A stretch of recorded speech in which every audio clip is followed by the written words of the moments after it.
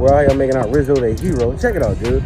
I wanted to come in today. So, first of all, this is a beautiful day in the NO, in New Orleans. I gotta say that, truthfully. The weather people down here, what you call the meteorologists, the gynecologists of the weather, those guys. You see my mother, oh, look, fucking up my hair. They be lying their ass off. Oh, there's gonna be such heavy rain. The clouds are gonna be dark. These clouds are dark here. Oh, shit. That's today's topic, today's lesson. Okay, it's called cash out before you have to cop out. I repeat, cash out before you have to cop out. Okay, now when I say this, I'm not necessarily speaking of money or finances. I'm speaking of any situation that you are in. Cashing out is when you are wise, is when you pay attention to signs. You pay attention to, just certain things. And it's like, I'm gonna tell you something else too.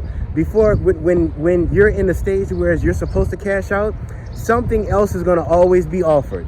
Another potential, I'm not saying don't take it. Now, cashing out, as we all know, is when you're basically leaving with something, okay? You're leaving with some kind of collateral. You're probably not leaving with everything that you came for. You're probably not going to get you probably don't have everything. If you went to a casino, now, first of all, people who gamble, they know what the hell I'm talking about, okay? All of my real life gamblers, from a casino to a ballroom, whether it's football, pool, just anything like that, okay? You may not have gotten everything that you probably didn't hit the jackpot, but you have something. And most of all, you have more than what you came in with, okay? So that's what I'm saying with cashing out. With cashing out, you win. You win, you know what I'm saying? You just have to know when to basically pull the fuck out, to get out of there, to get out of that situation. The signs of cashing out when you're supposed to cash out, like when it's a sign, that's why I say the most important thing in life is to just basically acknowledge signs, especially if you have God in your life. You're going to always have help. You're always going to have help with signs.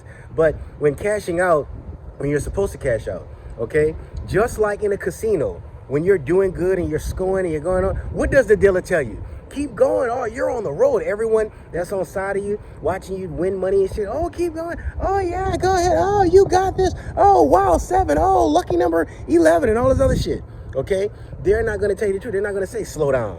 They're not going to say, hey, you're doing pretty. Hey, you sure you don't want to just take? No. Because they want you to lose. When you lose, you have to cop out. Cop out is basically, as people say, it's a sign of cowardness. It's a sign. Coward, to me, I always felt as if copping out was basically you finding an excuse to leave something alone because you're not interested. You know what I'm saying? People cop out of fucking relationships. People cop out of jobs. People cop out of situations. You know what I'm saying? With me, I just leave. I don't call it cop out. I just get the fuck away from it. You know what I'm saying? But cashing out, okay? You have to know when to pull out. Every time that you're supposed to cash out, or else it's a sign, it's always going to look like the next best thing is coming. It's always going to look like you can keep going. Hey, you got 6,000. Hey, why not shoot for 10? Hey, you got the 10,000. Why not shoot for 20,000? Shit like that. But you have to know, okay, I think I have, pretty much enough. At some point, that's why I tell people, when it comes to things you want to do, follow your heart. But when it comes to certain things where you're not supposed to be around, you have to follow your goddamn gut, okay? So that's what I'm saying, people, with cashing out and copping out. Copping out is like I said, if you don't cash out, if you don't leave when you're supposed to, and people, let me tell you, I don't know how to gamble. I don't know how to play blackjack. I don't know how to play poker. Fuck, I don't even know how to play chess. You know what I'm saying? I don't know how to do none of that. Me, I've played a more dangerous game of gambling. I've gambled with life. I've gambled with jobs. I've gambled with serious relationships. I've gambled with friendships. I've gambled with doing drugs. I've gambled with pimping hoes. I've gambled with basically turning myself into a male escort. I've done all that shit, guys. You know what I mean? That's why everything I say is real. That's why everything I talk about is, oh my God, did he say that? Yes, I did, bitch. But I've never been the one to go to a casino and put up money. Some of y'all are like that, man. And I'm not judging y'all. To each his own. I just hope you learn from your lesson.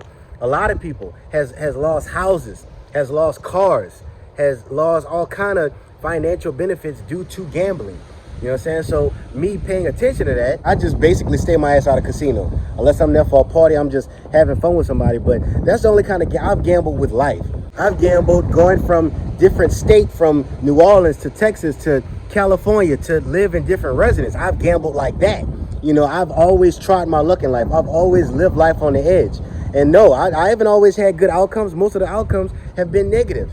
And shit, sometimes not negative, just something that I wasn't expecting. But it was what God wanted. It was his plan. You know what I mean? So that's what I'm basically saying, people. You know, you have to know when to basically pull out, when to just pull shit out and just say, okay, I think I'm good. You know what? I got enough to, and it's like I say, it doesn't always necessarily have to go with money.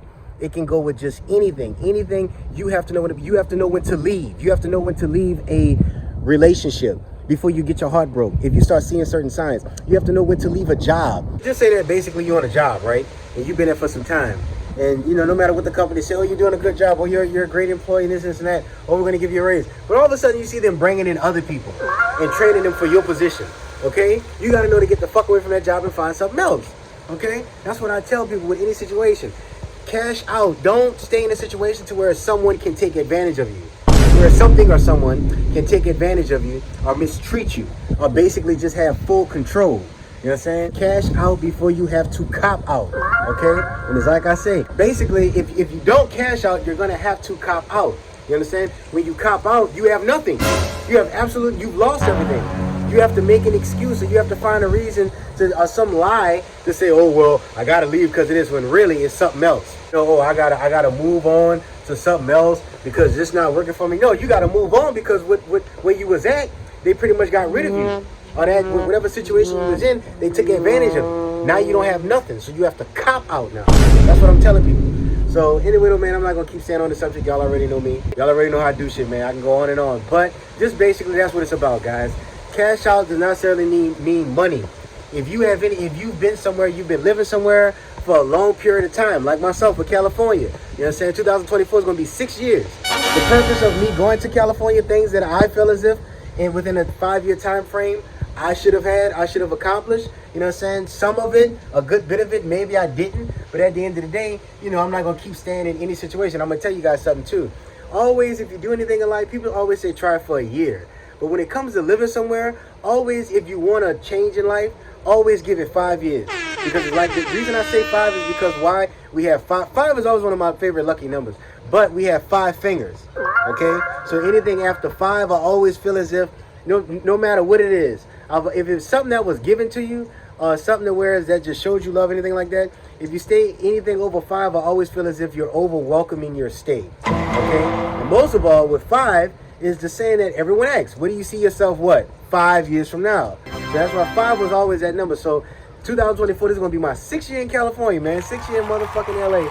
You know what I mean? So it's like I say, this may be the last year. I may give it a run, but I ain't going to never stop doing what I'm doing, baby. I just relocate to another location, you all right? Rizzo the Hero, man. Later. Peace.